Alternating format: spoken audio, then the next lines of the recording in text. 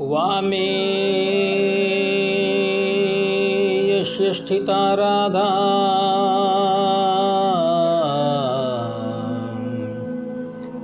श्रीश्च यस्यास्ति वक्षसि वृन्दावनविहारं तं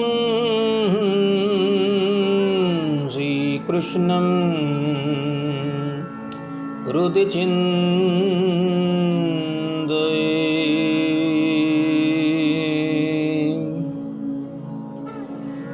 अस्मद्गुरो समारम्भां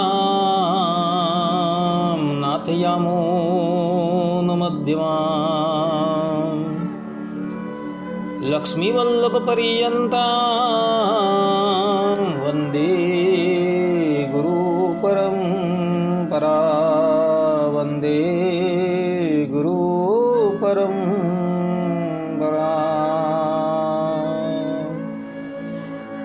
सहजानंद स्वामी महाराजने जय, श्री नारायण मुनिदेवनी जय, श्री राधा राधा बिहारी लालनी जय। असतो मा षड्गमय तमसो मा ज्योतिर्गमय मृत्युर्मा अमृतं गमय। ओम शांति शांति शांति। निखिल हे प्रत्यनि कल्याणिकतान श्वेतर समस्त वस्तु विलक्षण अनंत कोटि ब्रह्मांड नायक श्रीदेवी भूदेवी नीलादेवी श्री राधा देवी थी समलंकृत सर्व अवतारोना अवतारी सर्व कारणोना कारण परब्रह्म परमात्मा भगवान श्री हरिની ભગતી કૃપાથી આપણે બધા માનવ જીવનનો સર્વોત્કૃષ્ટ લાભ એવા સત્સંગને માટે ઉપસ્થિત થયા છીએ। શ્રીમદ ભાગવત અંતર્ગત આવેલ દસમ સ્કંદના માધ્યમથી સત્સંગની અંદર ઉપસ્થિત રહેનારા દરેક ભગવદ ભક્તોના હૃદયની અંદર અપરોક્ષ રૂપે બિરાજમાન એ પરબ્રહ્મ પરમાત્મા ભગવાન શ્રી હરિના શ્રી વિગ્રહને હું સાષ્ટાંગ દંડવત પ્રણામ કરી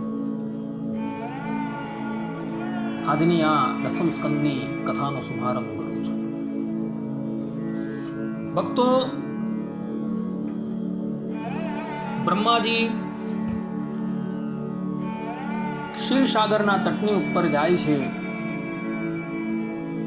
અને ભગવાન શ્રીમદ નારાયણની પુરુષ સૂક્ત દ્વારા સ્તુતિ કરે છે। ત્યારે ભગવાન શ્રીમદ નારાયણ બ્રહ્માજીને આશ્વસ્ત કરતા થતા ધરાતલની ઉપર પ્રગટ થઈ ધરાતલનો ભાર ઉતારવાનું વચન આપે છે અને સાથે સાથે કહે છે કે દેવતાઓને પણ તમે આજ્ઞા આપો કે એઓ પણ અમારી લીલાની અંદર સહાય કરવા માટે અમારી સાથે પ્રગટ થાય। બ્રહ્માજીએ ભગવાનની આ આજ્ઞા જે છે એ દેવતાઓને સંભળાવી એટલે દેવતાઓ પણ પોતપોતાના અંશ દ્વારા ધરાતલની ઉપર પ્રગટ થાય છે। બ્રહ્મવૈવત પુરાણના કૃષ્ણ જન્મ ખંડની અંદર ભગવાન વેદવ્યાસજી 6ઠા અધ્યાયની અંદર સ્પષ્ટતા કરે છે કે કયા દેવતાઓ આ ધરાતલની ઉપર પ્રગટ થયા। ભગવાન વેદવ્યાસજી કહે છે કે ધર્મના અંશથી પાંડુપુત્ર યુધિષ્ઠિર, વાયુના અંશથી ભીમસેન, ઇન્દ્રના અંશથી અર્જુનજી, અશ્વની કુમારના અંશથી નકુલ અને સહદેવ, સૂર્યના અંશથી વીરવર કર્ણ, યમરાજના અંશથી વિદુરજી, કલીના અંશથી દુર્યોધન, સમુદ્રના અંશથી શંતનુ, શંકરના અંશ દ્વારા અશ્વત્થામા અને અગ્નિના અંશથી દ્રોણાચાર્ય પ્રગટ થયા। ચંદ્રમાના અંશથી અભિમન્યુ, વસુદેવતાના રૂપની અંદર સ્વયં ગંગાપુત્ર ભીષ્મ પધાર્યા। કશ્યપના અંશથી વસુદેવ અને અદિતિના અંશથી દેવકીજી પધાર્યા। વસુના અંશથી નંદરાયજી પધાર્યા અને વસુની પત્ની જે છે એ યશોદાજીના રૂપની અંદર પ્રગટ થયા હતા. કમલાના અંશથી દ્રૌપદીજી પ્રગટ થયા, જેઓ અગ્નિકુંડમાંથી ઉત્પન્ન થયા હતા. અગ્નિના અંશથી મહાબલી ધૃષ્ટદ્યુમ્નનું પ્રાગટ્ય થયું. શતરૂપાના અંશથી સુભદ્રાજી પ્રગટ થયા, જેનો જન્મ દેવકીજીના ગર્ભ થકી થયો. હરિવંશ પ્રમાણે સુભદ્રાજીનો પ્રાગટ્ય જે છે એ રોહિણીના ગર્ભ થકી થયું છે. કલ્પભેદથી બંને કથાઓ જે છે એ સત્ય છે. અન્ય પુરાણની અંદર સુભદ્રાજીનું પ્રાગટ્ય વસુદેવના એક પત્ની પૌરવી થકી થયું છે એવું બતાવેલું છે. એ પણ કથા જે છે એ પણ સત્ય છે, કારણ કે કલ્પભેદે કરીને આ કથાઓ જે છે એ સત્ય જ મનાય છે. આ પ્રમાણે બધા જ દેવતાઓ જે છે અને એમની પત્નીઓ જે છે એ ધરાતલની ઉપર પ્રગટ થયા છે. કામદેવ સ્વયં પ્રદ્યુમ્નના રૂપની અંદર અને એની પત્ની રતિદેવી જે છે એ માયાવતીના નામથી પ્રગટ થઈ છે. આ ઉપરાંત અનિરુદ્ધ જે છે, જે ભગવાનનો પૌત્ર કહેવાય છે, એ અનિરુદ્ધ નામના વ્યૂહનો અંશ થઈને આ ધરાતલની ઉપર પ્રગટ થાય છે. ભગવાનનો પુત્ર સાંબ જે છે એ કાર્તિકેયજીનો અવતાર હોય છે, કે જે સાંબની પ્રાપ્તિને અર્થે ભગવાન શ્રી કૃષ્ણ 12 વર્ષ પર્યંત કઠિન તપસ્યા કરે છે. આ વાત મહાભારતના શાંતિ પર્વની અંદર લખેલી છે.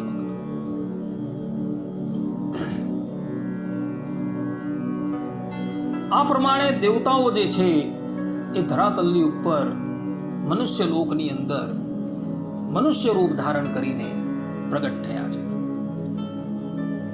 કોઈને એમ સંશય થાય કે આ બધા દેવતાઓ પ્રગટ થયા તો ગણપતિ મહારાજ પ્રગટ ન થયા? તો અહીં બ્રહ્મવૈવર્ત પુરાણની અંદર સ્પષ્ટ રૂપે મનાઈ કરી છે કે ગણપતિ મહારાજ તે વખતે ભગવાનની લીલાની અંદર સહાય કરવા માટે પ્રગટ થયા નથી. કારણ કે શાસ્ત્રોની અંદર એમાં પણ આ બ્રહ્મવૈવર્ત પુરાણના ગણપતિ ખંડની અંદર ગણપતિને સાક્ષાત શ્રી કૃષ્ણ ભગવાનના અવતાર બતાવેલા છે. એટલે શ્રી કૃષ્ણ ભગવાન પ્રગટ થયા એ જ સ્વયં ગણપતિ છે, એમ જ સમજવાનું છે આપણે.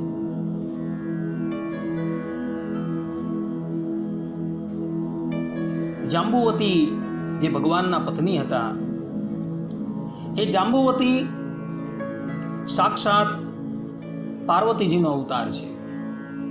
રિક્ષરાજ જાંબુવન એ જાંબુવન બ્રહ્માજીનો અવતાર છે.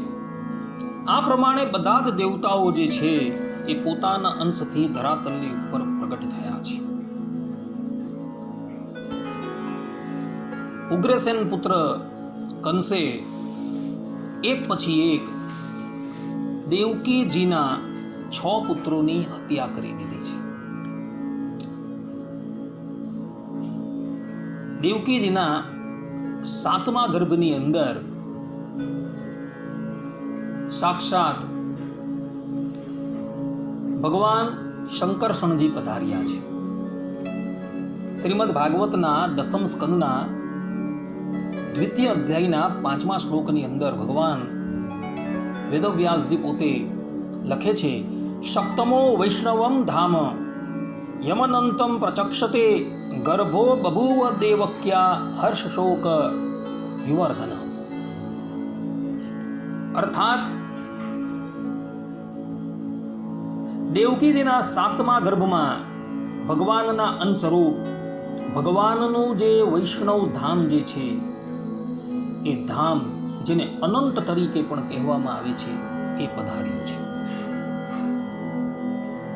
અહીં મૂળની અંદર વૈષ્ણવમ ધામ શબ્દ લખેલો છે અને એ જ 10મ સ્કંદના 2ય અધ્યાયના 8મા શ્લોકની અંદર ભગવાન વેદવ્યાસજી પોતે લખે છે, દેવક્યા જઠરે ગર્ભમ શેષાખ્યમ ધામ મામકમ તત્સન્નિકૃષ્ય રોહિણ્યા ઉદરે સન્નિવેશય. ભગવાન શ્રી કૃષ્ણ યોગ માયાને આજ્ઞા કરે છે કે હે દેવી કલ્યાણી, તમે વ્રજમાં જાઓ. તે પ્રદેશ ગોવાળો અને ગાયોથી સુશોભિત છે. ત્યાં નંદ બાવાના ગોકુળમાં વસુદેવજીના પત્ની રોહિણીજી રહે છે. વસુદેવજીની બીજી પણ પત્નીઓ કંસના ભયથી ગુપ્ત સ્થાનોમાં રહે છે. અત્યારે મારો તે અંશ જેને શેષ કહે છે, દેવકીજીના ઉદરમાં ગર્ભરૂપે સ્થિત છે. તેને ત્યાંથી લઈને તમે રોહિણીના ઉદરમાં મૂકો. અહીં વૈષ્ણવ ધામને અર્થાત કે જે 5મા શ્લોકની અંદર વૈષ્ણવ ધામ દેવકીજીના ગર્ભની અંદર આવે છે એવું કહ્યું છે. તે વૈષ્ણવ ધામનો અર્થ 8મા શ્લોકની અંદર શેષ કરેલું છે. અને શ્રીમદ ભાગવતના ટીકાકારોએ પણ આ વૈષ્ણવ ધામનો અર્થ શેષ જ કરેલું છે. આપણા સંપ્રદાય એટલે કે સ્વામિનારાયણ સંપ્રદાયના ભાગવતના ટીકાકાર ભગવત પ્રસાદજી મહારાજ આ વૈષ્ણવ ધામનો અર્થ શેષ જ કરે છે. આ ઉપરાંત સદગુરુ ગોપાળાનંદ સ્વામી એવો પણ અહીં દસમ સ્કંદના 2ય અધ્યાયના 5મા શ્લોકની અંદર વૈષ્ણવમ ધામ શબ્દ જે છે તેનો અર્થ શેષ જ કરે છે. પરંતુ નિત્યાનંદ સ્વામી જે છે એ આ લોકોથી થોડા પૃથક પડે. નિત્યાનંદ સ્વામીએ પણ દસમ સ્કંદ અને પંચમ સ્કંદની ઉપર વ્યાખ્યા કરેલી છે. નિત્યાનંદ સ્વામીએ અહીં વૈષ્ણવમ ધામ શબ્દ જે છે તેનો અર્થ કરેલો છે અક્ષરધામ. અર્થાત કે પરબ્રહ્મ પરમાત્મા ગોલોક મધ્યે આવેલા મંદિરની અંદર શેષ પર્યંકની ઉપર જે બિરાજમાન જે છે એ શેષને જ નિત્યાનંદ સ્વામીએ અક્ષરધામ તરીકે ઉલ્લેખેલું છે. એટલે ભગવાન સ્વામિનારાયણ પણ વચનામૃતની અંદર ગઢડા પ્રથમના 71મા વચનામૃતમાં પોતે કહે છે કે ભગવાન જીવના કલ્યાણને અર્થે જ્યારે મૂર્તિ ધારણ કરે છે ત્યારે પોતાનું જે અક્ષરધામ અને ચૈતન્ય મૂર્તિ એવા જે પાર્ષદ અને પોતાના જે સર્વ ઐશ્વર્ય તે સહિત વધારે છે. અહીં ભગવાન સ્વામિનારાયણ સ્પષ્ટ રૂપે કહે છે કે ભગવાન જ્યારે ધરાતલની ઉપર અવતાર ધારણ કરે છે ત્યારે પોતાનું અક્ષરધામ લઈને આવે છે. એટલે અક્ષરધામનો અર્થ જે છે એ અક્ષરધામનો અર્થ થાય છે શેષ. કારણ કે નિત્યાનંદ સ્વામી અહીં વૈષ્ણવ ધામનો અર્થ જે છે એ અક્ષરધામ કરેલો છે અને સદગુરુ ગોપાળાનંદ સ્વામી ભગવત પ્રસાદજી મહારાજ એ જ શેષ એ જ અક્ષરધામને શેષ કહે છે. અર્થાત કે વૈષ્ણવ ધામને એ શેષ કહે છે. એટલે શેષ જે છે તે જ અક્ષર છે કે જે શેષના પર્યંકની ઉપર ભગવાન શ્રીમદ નારાયણ ભગવત ધામની અંદર બિરાજમાન છે. એટલે ભગવાન સ્વામિનારાયણના વચન જે છે એ પણ સત્ય છે કે ભગવાન જ્યારે ધરાતલની ઉપર પધારે છે ત્યારે રામા અવતારની અંદર એ જ વૈષ્ણવ ધામ જેની શેષ કહેવાય છે એ લક્ષ્મણજી રૂપે પ્રગટ થયા છે. અને એ જ કૃષ્ણ અવતારની અંદર જેને વૈષ્ણવ ધામ કહે છે, જેને અક્ષરધામ કહે છે, તે પોતે બળદેવજી રૂપે પ્રગટ થયા છે. બળદેવજી દેવકીજીના ગર્ભની અંદર પધાર્યા છે. એટલે ભગવાન શ્રી કૃષ્ણએ પોતાની યોગ માયાને આજ્ઞા કરી કે દેવી, તમે એ ગર્ભને દેવકીજીના ઉદર થકી આકર્ષણ કરી નંદ બાવાના ગોકુળની અંદર રહેતા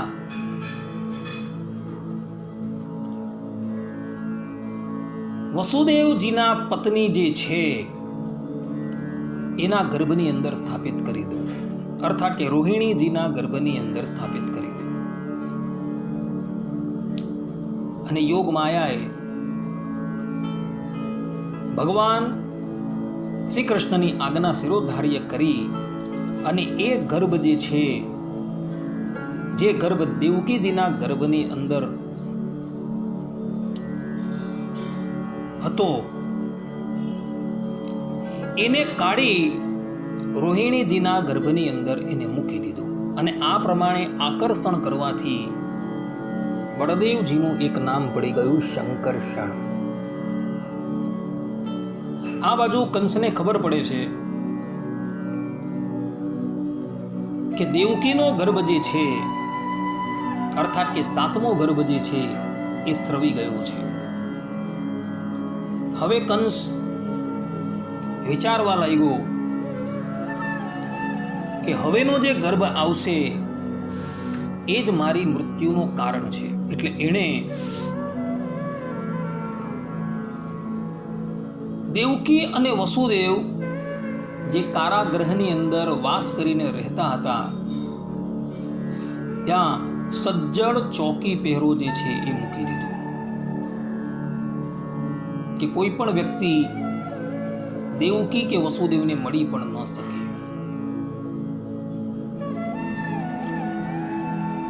ત્યારબાદ પરબ્રહ્મ પરમાત્મા ભગવાન શ્રી કૃષ્ણએ જોયું કે દાનવો જે છે એ અત્યારે પૃથ્વીની ઉપર ખૂબ ઉત્પાત મચાવી રહ્યા છે, એટલે તેઓ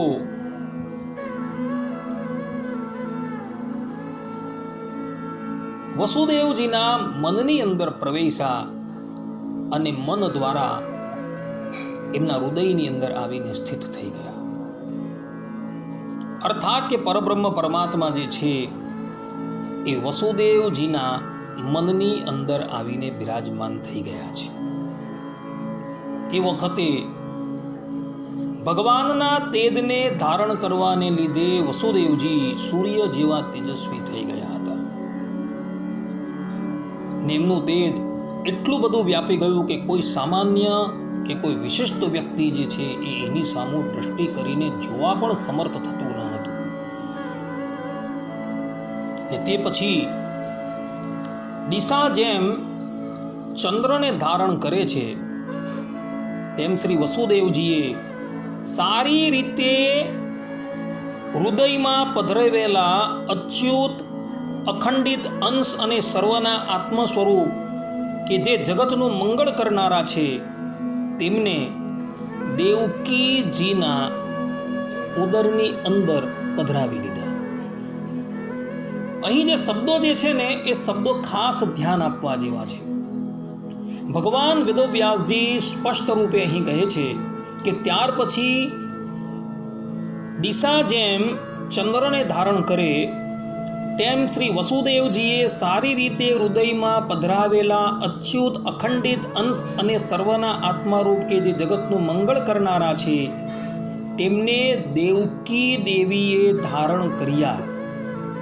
કહેવાનું તાત્પર્ય અહીં એવું છે કે ભગવાન શ્રી કૃષ્ણ દેવકીજીના ઉદરની અંદર પધાર્યા છે એ મૈથુની સૃષ્ટિથી પધાર્યા નથી. આ બાબતનો ખુલાસો શ્રીધર સ્વામીએ, વલ્ભાચાર્યજીએ, સ્વામિનારાયણ સંપ્રદાયના સદગુરુ ગોપાળાનંદ સ્વામીએ અને ભગવત પ્રસાદજી મહારાજે બહુ સારી રીતના કરેલું. આ લોકોએ ભાગવતની ટીકાની અંદર આ બાબતનો ખુલાસો કરેલો છે કે ભગવાન શ્રી કૃષ્ણનું જે પ્રાગટ્ય અર્થાત કે ભગવાન શ્રી કૃષ્ણ જે દેવકીજીના ઉદરની અંદર પધાર્યા છે એ પ્રાકૃત મૈથુની સૃષ્ટિએ કરીને પધાર્યા નથી.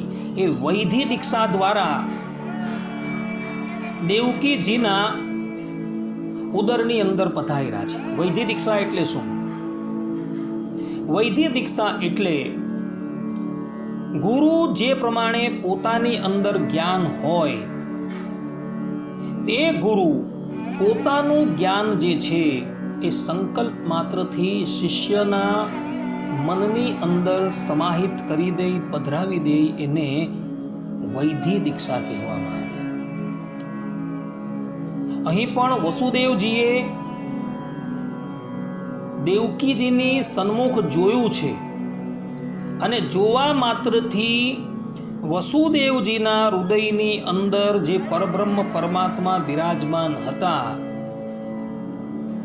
એ પરમાત્માને દેવકીજીએ પોતાના નેત્ર દ્વારા પોતાના ઉદરની અંદર પધરાવી દીધા છે.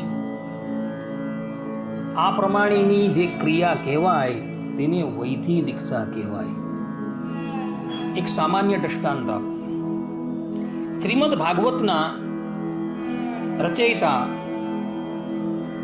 ભગવાન વેદવ્યાસજીએ મહાભારત નામનો એક વિસ્તૃત પ્રબંધ જે છે એ પણ રચેલું છે, જેને 5મો વેદ કહેવામાં આવે છે. એના આદિ પર્વની અંદર આધેય, ધૌમ્ય અને ઉદ્દાલકની કથા આવે છે. ઉદ્દાલકની સેવાથી આધેય, ધૌમ્ય જે ઉદ્દાલકના ગુરુ હતા એ અતિશય પ્રસન્ન થયા, અને પ્રસન્ન થયા એટલે ગુરુ આધેય ધૌમ્યએ ખાલી સંકલ્પ કર્યો ત્યાં જ ઉદ્દાલકના હૃદયની અંદર અંગે સહિત વેદો જે છે એ પ્રગટ થઈ ગયા. અર્થાત કે પોતાની અંદર જે જ્ઞાન હતું એ બધું જ જ્ઞાન એમણે ઉદ્દાલકને પધરાવી દીધું. આને કહેવામાં આવે વૈધિ દીક્ષા. ભગવાન શ્રી કૃષ્ણનું પ્રાગટ્ય જે છે એ વૈધિ દીક્ષા દ્વારા છે. ભગવાન ગીતાની અંદર પોતે કહે જન્મ કર્મ ચ મેં દિવ્ય, મારા જન્મ અને કર્મ દિવ્ય છે. કોઈક વખતે એ પરબ્રહ્મ પરમાત્મા જે છે એ સ્તંભ ફાડીને બહાર નીકળતા હોય છે, નરસિંહ રૂપ ધારણ કરેલું. ત્યારે ભગવાન સ્તંભ ફાડીને બહાર નીકળ્યા, કોઈ ગર્ભમાંથી ભગવાનનું પ્રાગટ્ય નથી થયું. વામન અવતારની અંદર તમે જુઓ તો અદિતિ માતાની સન્મુખ એ વામન ભગવાન પ્રગટ થયા, અને પછી અર્થાત કે એ શ્રીમન નારાયણ પ્રગટ થયા, અને એ જ શ્રીમન નારાયણ પછી વામન રૂપ ધારણ કરીને અદિતિની સન્મુખ ઉપસ્થિત થઈ ગયા. બ્રહ્મવૈવત પુરાણના ગણપતિ ખંડની અંદર તમે જુઓ, માતા પાર્વતી અને ભગવાન શંકરની તપસ્યાથી ભગવાન શ્રી કૃષ્ણ અતિશય પ્રસન્ન થયા, અને પાર્વતીજીની સન્મુખે પ્રગટ થયા, અને પાર્વતીજીએ વરદાનના રૂપની અંદર એવો વર માગ્યો કે તમારા જેવો જ બાળક મને પ્રાપ્ત થાય. અને ભગવાન શ્રી કૃષ્ણ પોતે જ બાળક બની ગયા, અને પાર્વતીજીના જે પર્યંક જે છે એની ઉપર રમવા લાગ્યા. કલ્કે પુરાણ જુઓ, કલ્કે પુરાણની અંદર કલ્કી ભગવાનનું પ્રાગટ્ય જે છે એ ભિન્ન રૂપે બતાવેલું છે. કોઈ કહે કે ભાઈ કલ્કી અવતાર તો હજુ થયો નથી, તો અત્યારે તમે એના પ્રાગટ્યની વાત કેવી રીતના કરો? ભાઈ કલ્કી અવતાર એક વખત નથી થયો, કલ્કી અવતાર અનેકો વખત થઈ ચૂકેલો છે. આ વાત લઘુ ભાગવતામૃતની અંદર જીવ ગોસ્વામીએ લખેલી છે. તો એ કલ્કી ભગવાન જે છે એના પ્રાગટ્યની કથા કલ્કી પુરાણની અંદર છે. તો એની અંદર જે પ્રમાણે બાળક માતાના ગર્ભમાંથી પ્રગટ થાય, અને જ્યારે એ પ્રગટ થાય ત્યારે એના શરીરની ઉપર લોહી હોય છે, માંસ હોય છે, એવું બધું હોય છે. તો તેવા થતા જ ભગવાન કલ્કી પ્રગટ થયા હતા, અને પછી એમને સ્વચ્છ કરીને એમની માતાની બાજુમાં સુવાડવામાં આવેલા હતા. આ પ્રમાણે ભગવાનનો પ્રાગટ્ય બતાવેલું છે. પરંતુ કૃષ્ણ અવતાર જે છે, કૃષ્ણ અવતારની વાત ભિન્ન છે. એમાં વૈધિ દીક્ષાથી ભગવાનનું પ્રાગટ્ય બતાવેલું છે. એ જ પ્રમાણે રામા અવતારની અંદર તમે જુઓ કે દેવતાઓની પ્રાર્થનાથી એ જ ગરુડધ્વજ પરબ્રહ્મ પરમાત્મા જે છે એ પોતે પાયસ રૂપ ધારણ કરીને પોતે પ્રગટ થયા છે. અર્થાત કે એકલ શૃંગી ઋષિ દશરથ રાજા પાસે પુત્ર કામેષ્ટિ યજ્ઞ કરાવતા હતા, અને યજ્ઞના અંતે અગ્નિ દેવતા એક પાયસનું પાત્ર લઈને બહાર નીકળ્યા અને પાયસ જે છે એ દશરથ રાજાને એમણે સમર્પણ કરી દીધું. વાલ્મીકી રામાયણની ઉપર ભૂષણદીકા રચનારા ગોવિંદ સ્વામી સ્પષ્ટ રૂપે ટીકાની અંદર લખે છે કે પાયસ જે છે ને એ પાયસ રૂપે જ એ શ્રીમદ નારાયણ પોતે હતા. અને પછી એ પાયસ જે છે એ ત્રણેય રાણીઓએ ભક્ષણ કર્યો અને પરબ્રહ્મ પરમાત્મા એમના ઉદરની અંદર પધારી ગયા. મૈથુની સૃષ્ટિથી ભગવાન રામનું પ્રાગટ્ય નથી, તેમ શ્રી કૃષ્ણ ભગવાનનું પ્રાગટ્ય પણ મૈથુની સૃષ્ટિથી નથી. ભગવાન સ્વામિનારાયણનું પ્રાગટ્ય પણ મૈથુની સૃષ્ટિએ નથી થયું. આ વાદ જે છે હરિ દિગ્વિજય ની ટીકાની અંદર ભગવત પ્રસાદજી મહારાજે પોતે લખેલી છે. અને એ જ વાત સત્સંગી જીવનની અંદર સુકાનંદ સ્વામીએ એની ટીકાની અંદર પણ લખેલી છે. વિહારીલાલજી મહારાજે પણ એની ટીકાની અંદર આ વાત લખેલી છે. ભગવાન ગમે તે રૂપે પ્રગટ થાય, પરંતુ એ સાક્ષાત પરબ્રહ્મ પરમાત્મા જ છે. એ કેવી રીતના પ્રગટ થાય એ બધું એની ઈચ્છા પર નિર્ભર છે. કોઈ વખતે સ્તંભમાંથી પણ પ્રગટ થઈ જાય છે ને કોઈ વખત માતાના ગર્ભમાંથી પણ પ્રગટ થાય છે, અને કોઈ વખત પાયસ દ્વારા પણ પ્રગટ થાય છે ને કોઈ વખત આમ સીધા જ પ્રગટ થઈ જાય. નરનારાયણ દેવનો અવતાર જે થયો તે નરનારાયણ દેવનો અવતાર સીધો જ થઈ ગયો છે. અર્થાત કે ભગવાન જે છે એ 16 વર્ષના કિશોર સ્વરૂપે ધર્મ પ્રજાપતિ અને મૂર્તિની સન્મુખ પ્રગટ થઈ ગયા છે, અને એ બંનેઓને એમણે પુત્ર તરીકે ગ્રહણ કરી લીધા. એટલે ભગવાનના જન્મ ધારણ કરવાની રીત અને દેહ ત્યાગ કરવાની રીત જે છે એ અલૌકિક છે. એની અંદર તર્ક કરવાની જરૂર નથી હોતી. બ્રહ્મ વૈવત પુરાણની અંદર કૃષ્ણ જન્મખંડની અંદર 6ઠા અધ્યાયની અંદર તમે જોયું કે ભગવાન શ્રી કૃષ્ણ જે છે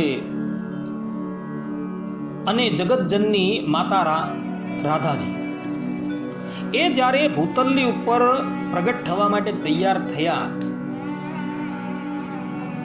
અને દેવકીજી જે છે એ દેવકીજી ભગવાન શ્રી કૃષ્ણને પોતાના ઉદરની અંદર ધારણ કરે છે, અને પેલી બાજુ રાધાજીના માતા કીર્તિ દેવી એ રાધાજીને ઉદરમાં ધારણ કરે છે.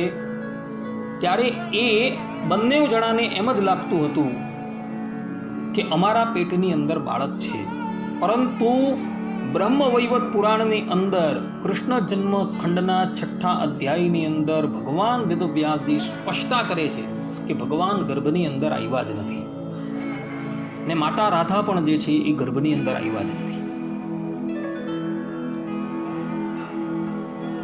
દેવકીજી અને કીર્તિ દેવીને જે પોતાનું ઉદર ફૂલેલું લાગતું હતું એની અંદર પણ ભગવાનની યોગ માયાએ થોડી પ્રક્રિયા કરેલી હતી કે યોગ માયાએ પોતે દેવકીજીનું અને કીર્તિ રાણીનું ઉદર જે છે એ ફૂલવી લીધેલું હતું, અને એને લઈને એ દેવકીજી અને કીર્તિજીને એવો ભાસ થતો હતો કે અમારા ગર્ભની અંદર બાળક આવેલું છે. આ પ્રમાણે સ્પષ્ટ રૂપે બ્રહ્મ વૈવત પુરાણની અંદર લખેલું છે. જે લોકોએ જોવું હોય કે આ કૃષ્ણ જન્મખંડ જે છે એ કૃષ્ણ જન્મખંડનો 6ઠ્ઠો અધ્યાય જોઈ લે, એમાં આ વાત લખેલી છે. કહેવાનું તાત્પર્ય એ છે કે કૃષ્ણ અવતારની અંદર ભગવાનનું જે પ્રાગટ્ય થયું છે એ વૈધિ દીક્ષાથી થયું છે, મૈથુની સૃષ્ટિથી નથી થયું. કલ્કી અવતારની અંદર ભગવાન ભલે મૈથુની સૃષ્ટિ કરીને પ્રગટ થયા હોય, કપિલ અવતારની અંદર ભગવાન ભલે મૈથુની સૃષ્ટિએ કરીને પ્રગટ થયા હોય, પરંતુ રામાવતાર છે, કૃષ્ણ અવતાર છે, સ્વામિનારાયણ અવતાર છે, એની અંદર ભગવાનનું પ્રાગટ્ય જે છે એ મૈથુની સૃષ્ટિથી થયું નથી. કારણ કે એની અંદર શાસ્ત્રો પ્રમાણ છે, શાસ્ત્રયો નિત્વાદ, શાસ્ત્રથી જ એ આપણે જાણી શકીએ છીએ, શાસ્ત્રોકારોએ આ વાત લખેલી છે. એટલે એ વાત જે છે એ આપણે માન્ય છૂટકો છે, એમાં કોઈ તર્ક નથી કરવાના. આ પ્રમાણે પરબ્રહ્મ પરમાત્મા માતા દેવકીના ગર્ભની અંદર આવી ગયા છે. દેવકીના ગર્ભમાં ભગવાન બિરાજમાન થઈ ગયા છે. એટલે દેવકીજીના પવિત્ર શુદ્ધ સ્મિતવાળા દેહની દિવ્ય ક્રાંતિને લઈને કારાગ્રહ જે છે એ ઝળહળવા માંડ્યું.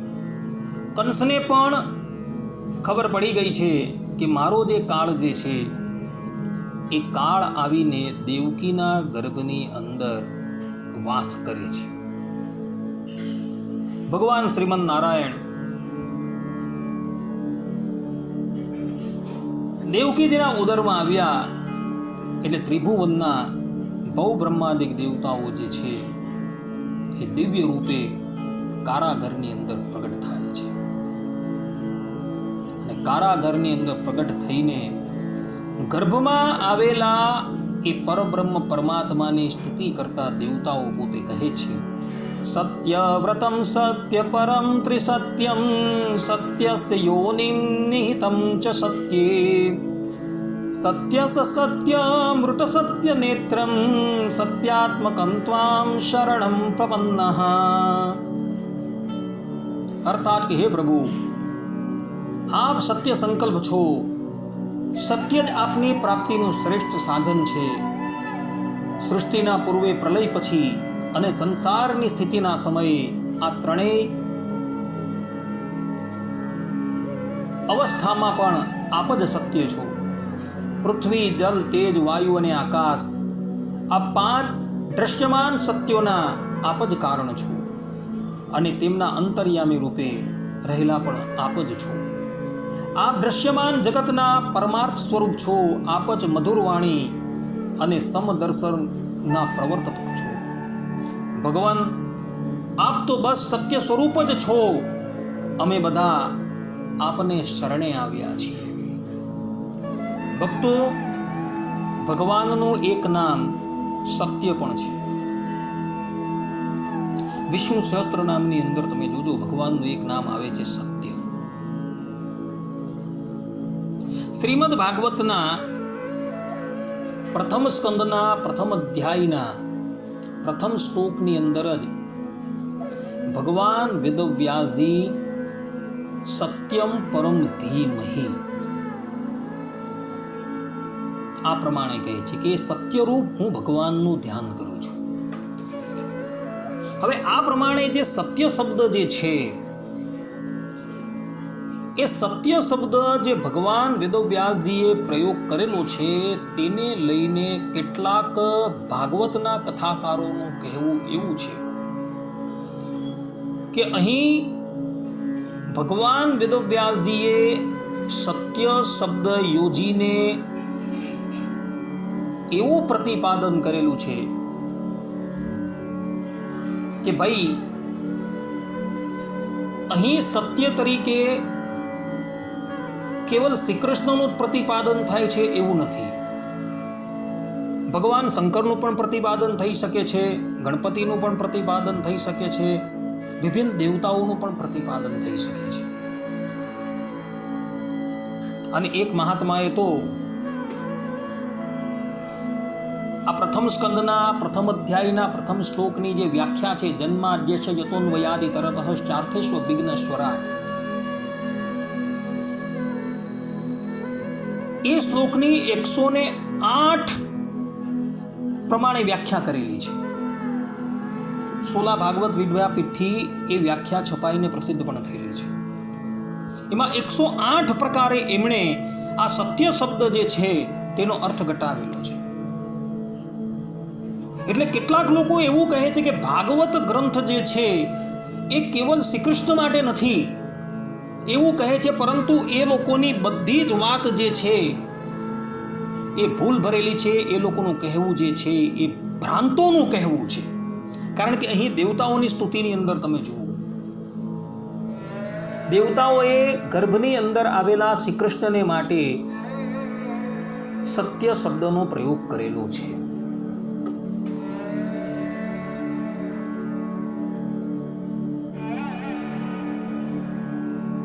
આ પ્રમાણે દેવતાઓએ સ્વયં પોતાના શ્રીમુખે શ્રી કૃષ્ણ ભગવાન માટે સત્ય શબ્દનો પ્રયોગ કરેલો છે.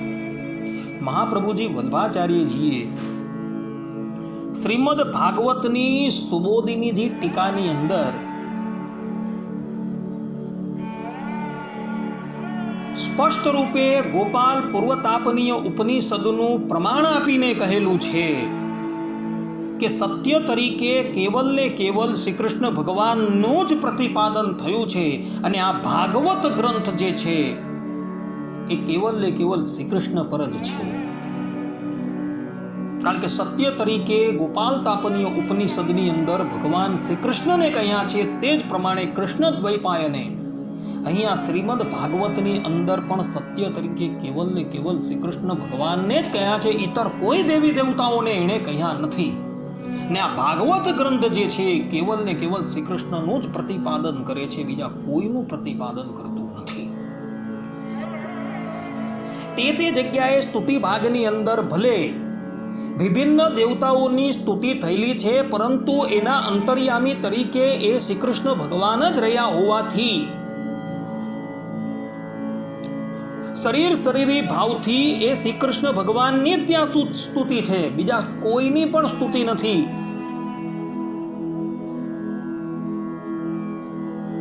અર્થાત કે તે દેવતાઓની સ્તુતિ શ્રીમદ ભાગવતની અંદર જોવા મળે છે, પરંતુ એ સ્તુતિ કેવલ ને કેવલ એ દેવતાઓની નથી, એની અંદર રહેલા પરબ્રહ્મ પરમાત્માની સ્તુતિ છે. એમના જે શરીરી છે એ શરીરીની સ્તુતિ છે. એટલે વસ્તુતાએ એ શ્રી કૃષ્ણ ભગવાનની જ સ્તુતિ છે. એટલે ભાગવત ગ્રંથ છે એ કેવલ ને કેવલ શ્રી કૃષ્ણ ભગવાનનું જ પ્રતિપાદન કરે છે, બીજા કોઈનું પ્રતિપાદન નથી કરતું. એટલે જે લોકો એવું બોલે છે કે આ ભાગવત ગ્રંથની અંદર અહીંયા સત્યમ પરમ ધીમહિ એવા શબ્દો લખીને મહર્ષિ કૃષ્ણ દ્વૈપાયને આ ગ્રંથની અંદર કેવલ શ્રી કૃષ્ણનું પ્રતિપાદન નથી કર્યું, બધાનું પ્રતિપાદન કર્યું, એ લોકોની વાત સંપૂર્ણપણે ભૂલ ભરેલી છે. કારણ કે સત્ય તરીકે અહીં કેવલ ને કેવલ પરબ્રહ્મ પરમાત્માનું જ પ્રતિપાદન કરવામાં આવેલું છે. આ સિદ્ધાંતવાદ છે. અને શ્રી કૃષ્ણ જે છે એ અવર નથી, પરંતુ સાક્ષાત એ શ્રીમન નારાયણ છે. કારણ કે મહાભારતની અંદર તમે જુઓ તો અનેકો જગ્યાએ એ શ્રી કૃષ્ણ જે છે તેને જ નારાયણ કહ્યા છે. શ્રીમદ ભાગવતને લો તો શ્રીમદ ભાગવતની અંદર બ્રહ્માજીની સ્તુતિ તમે ઉઠાવો તો બ્રહ્માજીએ સ્તુતિની અંદર સ્પષ્ટ રૂપે કહ્યું છે કે આપ સાક્ષાત શ્રીમદ નારાયણ અર્થાત કે નારાયણ છો. કેટલાક લોકો એવા પણ છે કે શ્રી કૃષ્ણને ભિન્ન બતાવે છે અને વૈકુંઠવાસી નારાયણને પણ ભિન્ન બતાવે છે, પરંતુ એ લોકોનું આ બોલવું જે છે ને એ કેવલ ને કેવલ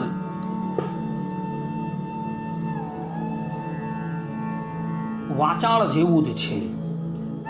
કારણ કે શાસ્ત્રોની અંદર સ્પષ્ટ રૂપે પ્રમાણ આપવામાં આવેલું છે કે શ્રી કૃષ્ણ ભગવાન જે છે એ સાક્ષાત શ્રીમન નારાયણ જ છે.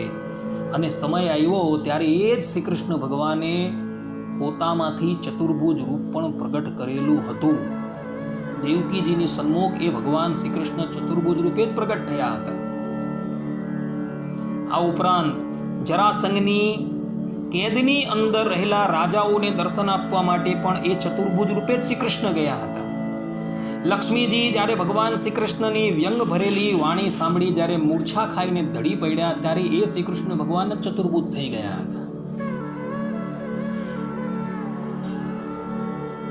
એટલે સીધી રીતના જે વસ્તુ લખેલી છે કે શ્રી કૃષ્ણ જે છે સાક્ષાત શ્રીમદ નારાયણ છે, તો એ માનીએ જ છૂટકો છે. પછી એની અંદર તર્ક લાવીને એ શ્રી કૃષ્ણને જુદા બતાવવાનો પ્રયાસ કરો ને પેલી બાજુ તમે લોકો શ્રીમદ નારાયણને જુદા બતાવવાનો પ્રયાસ કરો, એ બધું ભૂલ ભરેલું છે.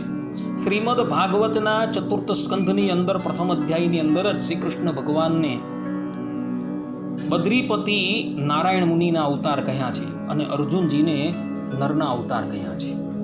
એ જગ્યાએ તમે કયા તર્ક લાગવા જશો?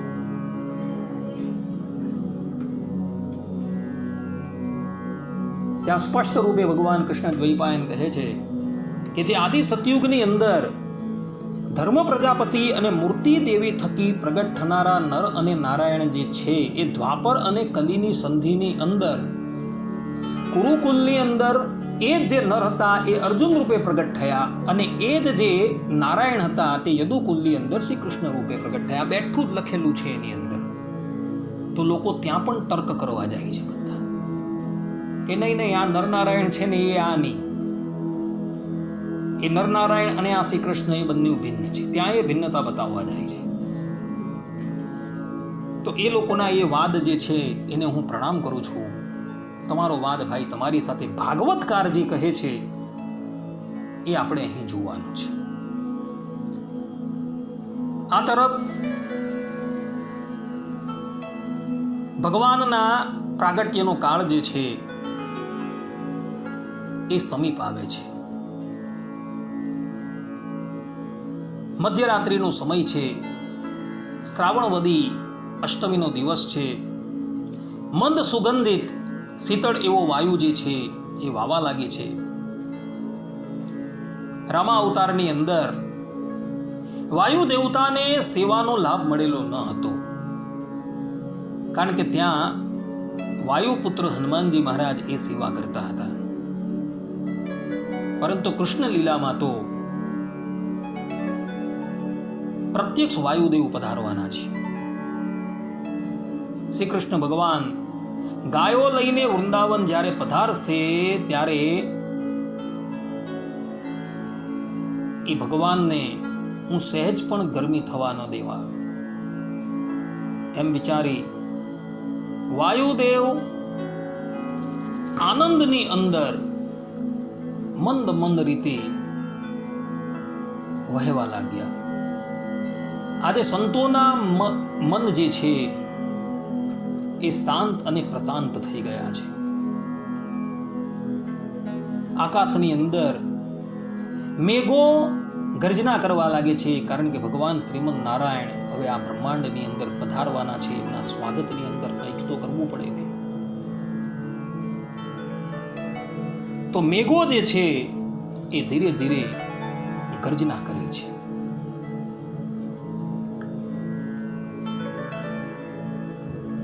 કંસના ભયથી ઋષિ મુનિઓએ પોતાના અગ્નિહોત્ર જે છે એ લુપ્તપ્રાય કરી દીધેલા હતા. ભગવાન પ્રગટ થવાના છે એટલે એ અગ્નિ જે છે, જે રાખથી ઢંકાયેલા હતા, તે અચાનક બહાર પ્રગટ થઈ ગયા છે. પૃથ્વીની ઉપર ચારેય બાજુ મંગલનું વાતાવરણ છવાઈ ગયું છે. મધ્યરાત્રિનો સમય એ બહુધા અસુરોના વિચરણનો સમય છે. એ કાળ જે છે એ અશુભ કહેવાય છે, પરંતુ ભગવાન પ્રગટ થવાના છે તો એ કાળ પણ શુભ થઈ ગયો છે. અને બરાબર રાત્રિના 12 વાગ્યા એટલે દેવકીજીની સન્મુખ એ દેવકીજીને ભગવાનપણાની પ્રતીતિ કરાવવા માટે ચતુર્ભુજ નારાયણ પોતાની પ્રિયતમા પટ્ટાંગનના લક્ષ્મીજીની સાથે કારાગારની અંદર પ્રગટ થયા છે. ભક્તો, ભગવાન શ્રીમદ નારાયણ જ્યાં હોય ને ત્યાં લક્ષ્મીજીનું સાહચર્ય હોય જ.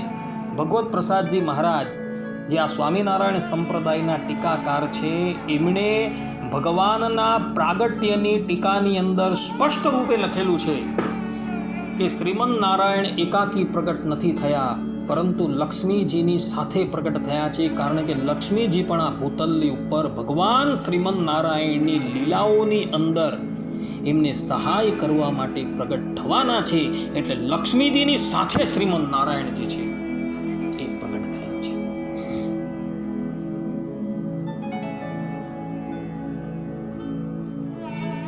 પોતાની સન્મુખ પરબ્રહ્મ પરમાત્મા શ્રીમન નારાયણે ઉપસ્થિત થયેલા જોઈ દેવકી અને વસુદેવજી એ આશ્ચર્યચકિત થઈ ગયા છે. એવો ઊભા થાય છે, ભગવાન શ્રીમન નારાયણની સ્તુતિ કરે છે. સ્તુતિ કર્યા બાદ ભગવાન શ્રીમન નારાયણ એમને આજ્ઞા આપે છે વસુદેવજીને કે તમે અત્યારે ને અત્યારે મને ગોકુલમાં તમારા જે ભાઈ છે, તમારા જે મિત્ર છે નંદરાયજી, તેને ત્યાં મૂકી આવો. ભક્તો, નંદરાયજી અને વસુદેવજી એ બંને ભાઈઓ છે. નંદરાયજીના પિતા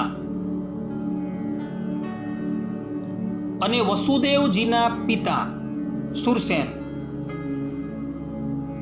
એ બંને સાવકા ભાઈઓ હતા.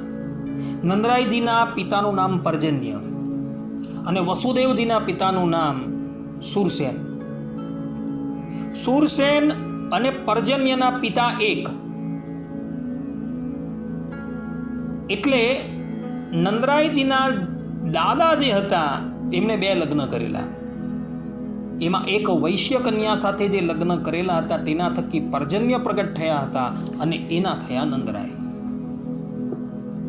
અને જે ક્ષત્રિય કન્યા સાથે એમણે લગ્ન કરેલા હતા એના થકી સુરસેનનું પ્રાગટ્ય થયું અને એના થકી વસુદેવનું પ્રાગટ્ય થયું. એને એ નાતે નંદરાયજી અને વસુદેવજી એ ભાઈઓ પણ થતા હતા અને ઘનિષ્ઠ મિત્રો પણ થતા હતા. ભગવાનની આજ્ઞા થતા કાવડની અંદર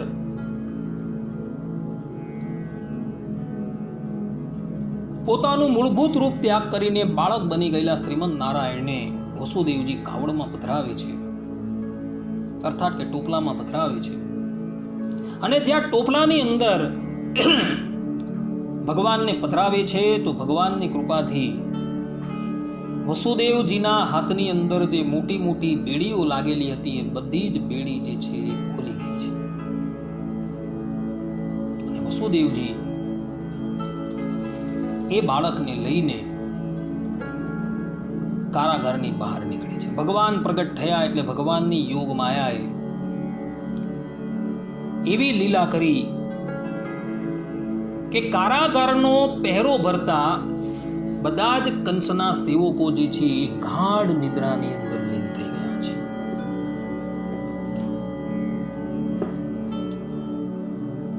વસુદેવજી ભગવાન શ્રી કૃષ્ણને ટોપલામાં મૂકે છે અને કારાગારની બહાર આવે છે. એ વખતે મંદ મંદ વરસાદ જે છે એ વરસતો હતો. ગોકુલની અંદર પ્રગટ થયેલા શેષજીને વિચાર થયો કે મારા સ્વામી પધાર્યા છે, એમને સહેજ પણ વર્ષાનું કષ્ટ પડવું ન જોઈએ. એટલે એવો સૌ પ્રથમ ભગવાનની સેવા કરવા માટે દિવ્ય રૂપે વસુદેવજીની પછાડી ભગવાનને છત્તર કરતા થતા આવવા લાગ્યા. વસુદેવજીને ખબર નથી, ભગવાન શ્રી કૃષ્ણ મંદ મંદ હસવા લાગ્યા છે. કારણ કે શેષ વગર તો ભગવાન શ્રીમન નારાયણ ક્યારે એક ક્ષણ પણ રહી શકતા નથી. રામા અવતારની અંદર તમે જોજો, લક્ષ્મણજી કાયા અને છાયાની જેમ ભગવાનની સાથે રહ્યા છે.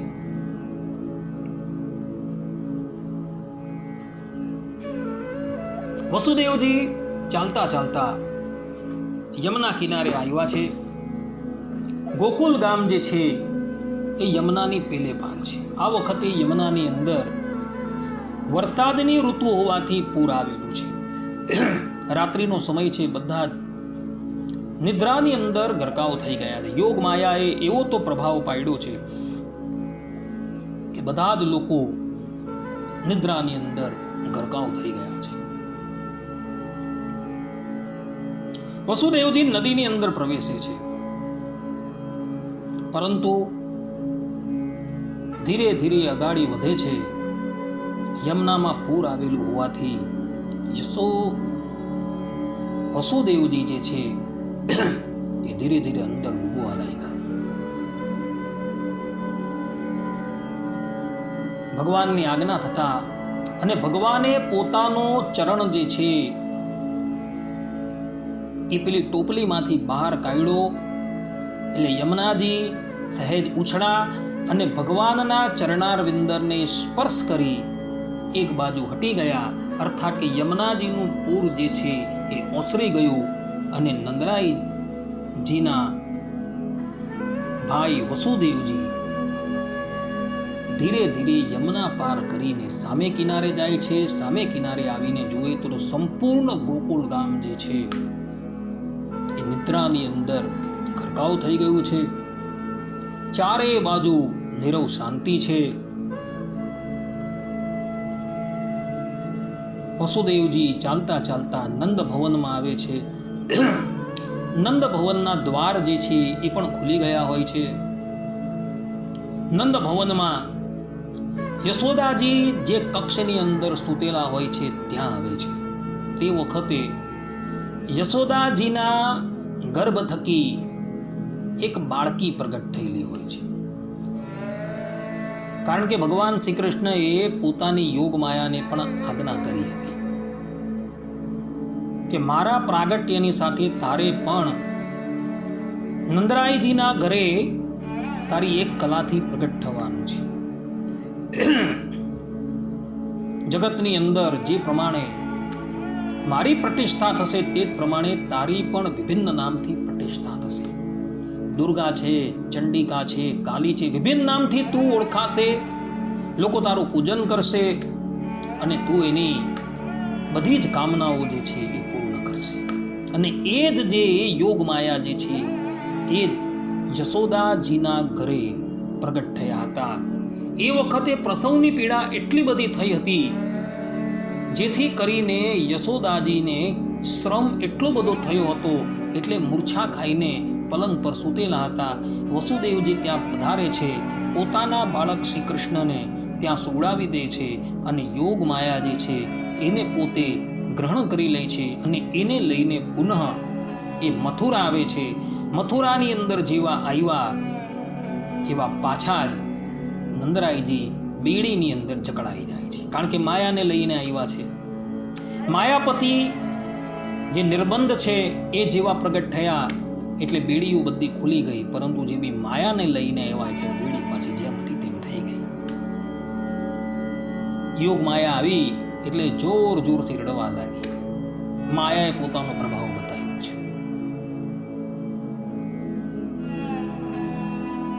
અને એનું રડવું સાંભળી કંસના જે પહેરેગીરો જે પહેરો ભરતા હતા એ જાગૃત થઈ ગયા અને દોડતા દોડતા કંસની પાસે આવ્યા. કંસને જગાડ્યો કે બાળકનું પ્રાગટ્ય થઈ ગયું છે. કંસ તો તે વખતે હાંફળો ફાંફળો દોડતો દોડતો કારાગૃહની અંદર આવ્યો છે.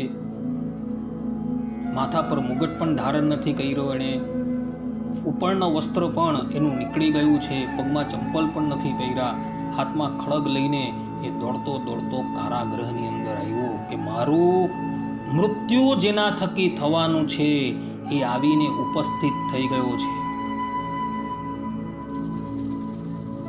કંસ આવીને દેવકીને કહે છે કે બાળક મને આપ. દેવકીજીને વસુદેવજી કહે છે કે આ બાળક નથી, આ બાળકી છે.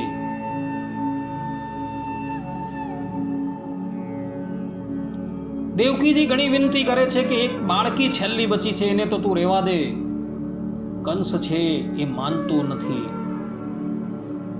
અને દેવકીજીની પાસે જૂટવીને એ બાળકી લઈ લે છે અને જ્યાં એને શિલાની ઉપર પગથી પકડીને શિલા પર જ્યાં પછાડવા જાય છે ત્યાં જ એ બાળકી આકાશની અંદર ઉડી જાય છે અને અષ્ટભુજા રૂપ ધારણ કરીને કંસને કહે છે કે રે મૂર્ખ કંસ, તું મને શું મારવાનો? તને મારનારો તો અન્ય જગ્યાએ પ્રગટ થઈ ચૂકેલો છે. અને યાદ રાખ, હું તને શાપ આપું છું.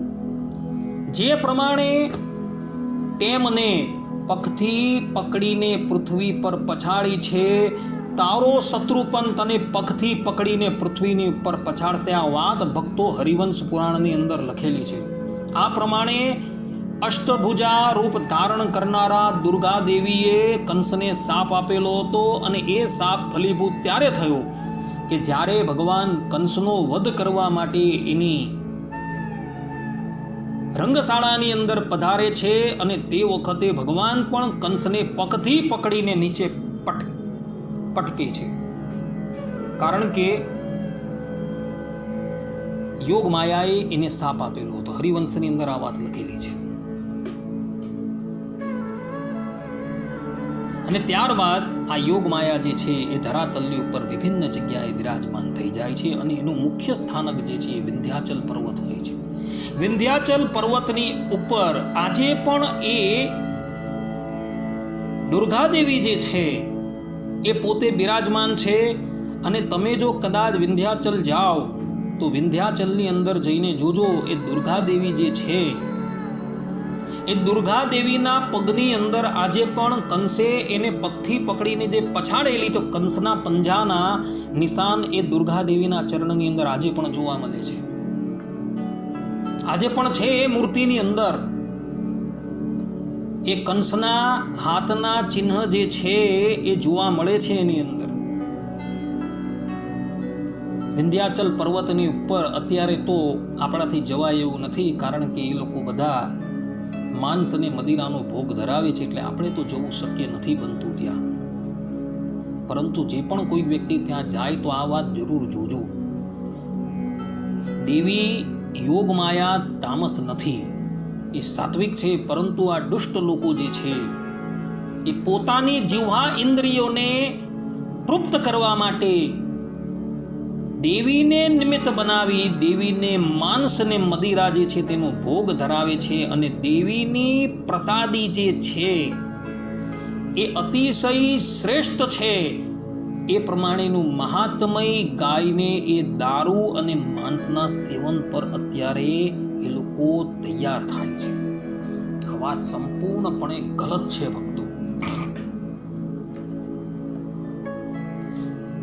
આપણા જ સંપ્રદાયના સત્સંગી જીવન ગ્રંથના પ્રથમ પ્રકરણની અંદર કાલિદત્ત આદિક જે અસુરો આજ વિંધ્યાવાસીની દેવી જે વિંધ્યાચલની ઉપર બિરાજમાન છે, એ દેવીની સન્મુખ હજારોની સંખ્યાની અંદર બકરા છે, પાળા છે, એને મારીને એનું માંસ ધરાવે છે અને મદિરા પાન એ જ મંદિરમાં કરે છે. અને પછી એ લોકો એ જ મંદિરમાં વ્યભિચારની અંદર પ્રવૃત્ત થાય છે. ત્યારે દેવી જે છે પ્રગટ થઈને શાપ આપે છે કે તમારા બધાનો વિનાશ થઈ જશે ને હવે પછી જે પણ કોઈક વ્યક્તિ મને માંસનો કે મદિરાનો ભોગ ધરાવશે ને એનો પણ વિનાશ થઈ જશે. આ પ્રમાણેનો શાપ આપેલો છે દેવીએ. સત્સંગી જીવન ભૂલીને વાંચી લેજો બધા, આ લખેલું છે ભક્તો. સત્સંગી જીવન ગ્રંથ સ્વામિનારાયણ સંપ્રદાયનો એક પ્રમાણિક ગ્રંથ છે. ને હું ડિંડીમ ઘોષ કરીને કહું છું કે શ્રીમદ ભાગવતની રચના જે છે તે અને સત્સંગી જીવનની રચના છે તે એ તમે જુઓ. અને એ રચનાઓ જે છે સંસ્કૃતમાં રચના છે એ વાંચીને તમે નિર્ણય કરો કે આ ગ્રંથો બનાવનારા કોઈ સાધારણ વ્યક્તિ નથી.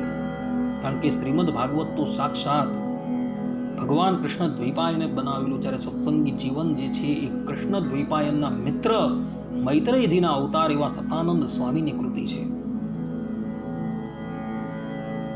એ ગ્રંથની લેખની જે છે ને એ તમે જોજો. સંસ્કૃતજ્ઞો જે છે એને તો ખાસ જોવાની વિનંતી છે.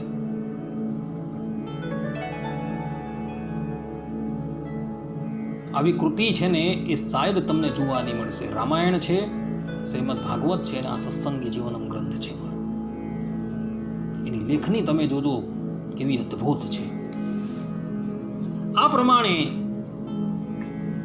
યોગ માયા જે છે એ કહીને ત્યાંથી વિદાય થાય છે. કંસરાયજી પોતાની કરણીની ઉપર અતિ થઈ પશ્ચાતાપ કરે છે. દેવકી અને વસુદેવજીના ચરણમાં પડી જાય છે, એની ક્ષમા માગે છે. દેવકી અને વસુદેવ તો ક્ષમાની મૂર્તિ હતા. કંસના બધા જ અપરાધો એ ક્ષમા કરી દે છે. કંસ એને કારાગારમાંથી મુક્ત કરે છે અને પ્રેમપૂર્વક એમને એમના ઘરે મોકલે છે. ભક્તો, અહીં એક વાત તમે જોજો. કોઈક વ્યક્તિને એક શંકા થશે કે વસુદેવજી જે છે જે હંમેશા સત્ય જ બોલતા હતા, એમની સત્ય બોલવાની નિષ્ઠા એટલી બધી ઉત્તમ કક્ષાની હતી કે કંસ જેવો દુષ્ટ વ્યક્તિ પણ વસુદેવજીની વાતની ઉપર વિશ્વાસ કરતો હતો. જ્યારે દેવકીજીને મારવા માટે કંસ જે છે એ તૈયાર થયો ત્યારે વસુદેવજીએ એને કહ્યું હતું કે આ દેવકી થકી જે પણ કંઈક બાળકો પ્રગટ થશે બધા હું તને સમર્પિત કરી દેવા. ને એ વાતનો વિશ્વાસ રાખીને એ કંસ જે છે એ દેવકી અને વસુદેવજીને ત્યાંથી જવા દે છે, મુક્ત કરે છે. ત્યારે અહીં તમે જુઓ કે પ્રગટ થયેલા તો ભગવાન શ્રી કૃષ્ણ હતા, અર્થાત કે બાળક રૂપે પ્રગટ થયા હતા. તો વસુદેવજી એમ શા માટે બોલ્યા કે 8મો ગર્ભ તો પુત્રી રૂપે પ્રગટ થયો છે. અહીં વસુદેવજીની સત્યનિષ્ઠા ક્યાં ગઈ? એટલે વસુદેવજી અસત્ય બોલ્યા એમ સિદ્ધ થઈ જાય. કેટલાક લોકો આવો તર્ક કરતા હોય તો એ તર્કનો પણ હું ઉત્તર આપી દઉં. એ વખતે વસુદેવજી જે અસત્ય બોલ્યા છે ને એ અસત્ય ભગવાનને કહ્યું હતું એટલે માટે બોલેલા છે. ભગવાને કહ્યું હતું કે તમે મને અહીંથી નંદરાયજીના ઘરે તમે મૂકી આવો અને ત્યાંથી જે મારી યોગ માયા પ્રગટ થઈ એને લઈને તમે અહીં આવો. ભગવાનની આજ્ઞાથી વસુદેવજી અસત્ય બોલેલા છે, સ્વતંત્ર રીતે અસત્ય બોલેલા નથી. આધારાનંદ સ્વામી હરિચરિત્રામૃત સાગરની અંદર પોતે કહે છે કે પુરુષોત્તમ નારાયણ જ્યારે ધરાતલની ઉપર બિરાજમાન હોય ને ત્યારે જે એ કહે ને એ જ ધર્મ માનવાનો છે, બીજો ધર્મ નથી માનવાનો. અહીં વસુદેવજીએ કેવલ ભગવાન શ્રી કૃષ્ણની આજ્ઞાનું પાલન કરેલું છે. ભગવાન શ્રી કૃષ્ણએ એને કહ્યું કે તમારે મને ગોકુલ મૂકી આવવાનો છે અને ત્યાંથી કન્યાને લઈને અહીં આવવાનું છે. અને વસુદેવજીએ એ કાર્ય કર્યું અને કંસને કીધું કે ભાઈ આ 8મો ગર્ભ જે છે એ કન્યા રૂપે પ્રગટ થયો છે. વસુદેવજી તો સત્યની નિષ્ઠાની ઉપર અડગ જ હતા. એ અસત્ય બોલ્યા એ ભગવાનની આજ્ઞાએ કરીને છે, એટલે એની અંદર કોઈ જાતનો દોષ નથી. જ્યારે પેલી બાજુ ધર્મરાજ યુધિષ્ઠિર રણ મેદાનની અંદર દ્રોણાચાર્ય જ્યારે પાંડવોની સેનાનો કચ્ચર ઘાણ વાળતા હતા અને તે વખતે ભગવાન શ્રી કૃષ્ણની આજ્ઞાથી ભીમસેન જે છે એ અશ્વત્થામા નામના હાથીને મારી જોર જોરથી બોલવા લાગ્યા કે અશ્વત્થામા હતઃ અશ્વત્થામા હતઃ. ભગવાન શ્રી કૃષ્ણ સર્વજ્ઞ છે, એ જાણે છે કે દ્રોણાચાર્યજી અશ્વત્થામાના વધના સમાચાર સાંભળી એ વાતની સત્યતા જાણવા મારી પાસે પણ ન આવશે, પરંતુ ધર્મરાજ યુધિષ્ઠિરની પાસે આવશે. અને યુધિષ્ઠિર મહારાજને પ્રથમથી જ ભગવાન શ્રી કૃષ્ણએ કહી દીધેલું હતું કે દ્રોણાચાર્યજી અહીં આવે તો તમારે એમ જ બોલવાનું છે અશ્વત્થામા હતા. અને દ્રોણાચાર્યજી પધાર્યા. દ્રોણ પર્વની અંદર આ વાત લખેલી છે મહાભારતના. અને દ્રોણાચાર્યજીએ યુધિષ્ઠિર મહારાજને પૂછ્યું અશ્વત્થામા હતા? ત્યારે યુધિષ્ઠિર મહારાજ જે છે એ કહે છે અશ્વત્થામા હતા. અને આટલો શબ્દ બોલ્યા ને પછી યુધિષ્ઠિર મહારાજ નરોવા કુંજરોવા આવો શબ્દ બોલ્યા. ને આ શબ્દ જે છે એ બોલે ને એ પહેલા જ ભગવાન શ્રી કૃષ્ણએ પાંચજન્ય શંખ જે છે એ ફૂંકી નાખેલું. એને લઈને નરોવા કુંજરોવા એ શબ્દ દ્રોણાચાર્યજીને સંભળાતું નથી. અને આ પ્રમાણે સત્ય બોલવા છતાં પણ યુધિષ્ઠિર મહારાજનો રથ, એમ કહેવાય છે, આ વાત દ્રોણ પર્વની અંદર મહાભારતમાં લખેલી છે કે જમીનથી એક વેંટ અધ્ધર ચાલતો હતો, એ સીધો નીચે આવી ગયો. શંકાકારો બધા શંકા કરે કે ભાઈ યુધિષ્ઠિર મહારાજ તો સત્ય બોલેલા હતા, પછી એમનો રથ જે છે એક વેંટ નીચે કેમ આવી ગયો? તો એને કહેવાનું કે પુરુષોત્તમ નારાયણની આજ્ઞાનું ઉલ્લંઘન કર્યું. ભલે એ તમે સત્ય, તમારી પ્રતિજ્ઞાને લઈને તમે સત્ય બોલ્યા, એ વાત સાચી, પરંતુ પુરુષોત્તમની આજ્ઞા જે છે એ તમારા સત્ય કરતાં સૌથી મહત્વની છે. કારણ કે પુરુષોત્તમ જ્યારે બિરાજમાન હોય ત્યારે એ જે આજ્ઞા કરે તે જ ધર્મ છે, બીજો કોઈ ધર્મ નથી. કારણ કે ધર્મની વ્યાખ્યા, ધર્મનું લક્ષણ જેટલું ભગવાન સૂક્ષ્મ રૂપે જાણે છે એટલું જગતની અંદર કોઈ જાણતું નથી. એ વખતે દ્રોણાચાર્યજી બ્રાહ્મણનો જે પોતે અવતાર છે, બ્રાહ્મણનું રૂપ છે, છતાં પણ યુદ્ધના મેદાનની અંદર, રણ મેદાનની અંદર શસ્ત્ર અસ્ત્ર ધારણ કરીને ક્ષત્રિયોનો કચ્ચર ઘાણ વાળવા માટે આવે. બ્રાહ્મણનો ધર્મ શું છે? સમ છે, દમ છે, ક્ષમા છે, તિતિક્ષા છે, એ છે. એ ધર્મને ભૂલીને એ દુર્યોધન વતી અધર્મના પક્ષની અંદર યુદ્ધ લડવા માટે આવેલા અને કરોડો માણસોનું એને કચ્ચર ઘાણ વાળેલું. અને હજુ પણ જો એને રોકવામાં ન આવે તો એ હજુ પણ કરોડો માણસોનું કચ્ચર ઘાણ વાળી દે. અને એ રોકવા માટે ભગવાન શ્રી કૃષ્ણએ નિર્ણય લીધેલો કે આનું આ જ રીતે મૃત્યુ છે, નહીં તો એ દ્રોણને કોઈ હરાવી શકે એમ નથી. હા, ભગવાન પોતે સર્વશક્તિમાન છે, પરંતુ ભગવાન શ્રી કૃષ્ણએ તે વખતે પ્રતિજ્ઞા લીધેલી કે હું અસ્ત્ર શસ્ત્ર ઉઠાવવાનું નથી. એટલે માટે એ વખતે દ્રોણાચાર્યજીને માર્ગમાંથી હટાવવાનો આ જ ઉપાય ભગવાને નક્કી કરેલો હતો. અને યુધિષ્ઠિર મહારાજે એ ભગવદ આજ્ઞાનું ઉલ્લંઘન કર્યું અને એને લઈને એમનો જે રથ ધરાતલથી એક વેંટ અધ્ધર ચાલતો હતો એ નીચે આવી. આ વાત જે છે મારી નથી, આ વાત મહાત્માઓએ બધાએ પોતાના પ્રવચનની અંદર કહેલી છે. એ લોકો આ જ નિર્ણય પર આવેલા છે. અને પેલી બાજુ વસુદેવજી અસત્ય બોલ્યા, તેના નિર્ણયની અંદર પણ અમે તમને જે વાત કહી તે જ એ લોકોએ નિર્ણય કરેલી છે કે એણે ભગવદ આજ્ઞાનું પાલન કર્યું છે. જ્યારે અહીં જે છે યુધિષ્ઠિર મહારાજ ભગવદ આજ્ઞાનું પાલન નથી કરતા, પણ એને ધર્મનિષ્ઠા હતી, એણે શાસ્ત્રોની આજ્ઞા જે છે એનું પાલન કરેલું છે. એટલે યુધિષ્ઠિર મહારાજનો એ રથ જે છે, જે અધ્ધર ચાલતો હતો, એ નીચે આવી ગયો. આ એનું કારણ મહાત્માઓએ નક્કી કર્યું. માટે ભક્તો, ધર્મનો નિર્ણય કરવામાં મોટા મોટા ધર્મજ્ઞો જે છે એ પણ ભૂલ કરી બેસે છે. પુરુષોત્તમ નારાયણ સિવાય એ ધર્મનો નિર્ણય કોઈ જ કરી શકતું નથી. એ આ દ્રષ્ટાંત દ્વારા આપણે જોવા મળે. આ પ્રમાણે ભગવાન શ્રી કૃષ્ણનું પ્રાગટ્ય થઈ ગયું છે. સાથે સાથે બળદેવજીનું પણ પ્રાગટ્ય થઈ ગયું છે અને યોગ માયાનું પણ પ્રાગટ્ય થઈ ગયું છે.